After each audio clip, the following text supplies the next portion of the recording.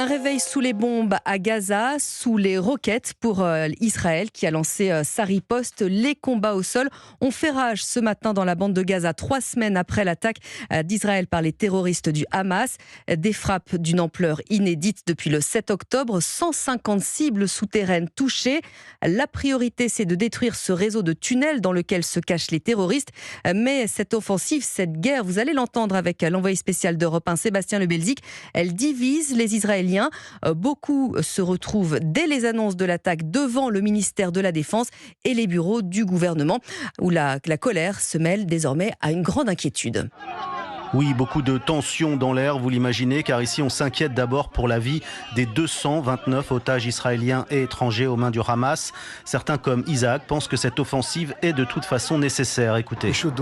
On doit le faire. Je ne vois pas d'autre option. On a affaire à des meurtriers. On ne sait jamais ce qu'ils peuvent faire. Il faut être proactif. Son voisin, lui, n'est pas d'accord. Il estime que cette guerre est inutile. Il s'en prend surtout à Benyamin Netanyahou, le Premier ministre, qu'il accuse d'avoir entraîné le pays et la région dans le chaos. 66% des Israéliens demandent sa démission. On a déjà perdu la guerre. On l'a perdu le 7 octobre quand ces barbares ont condamné des enfants.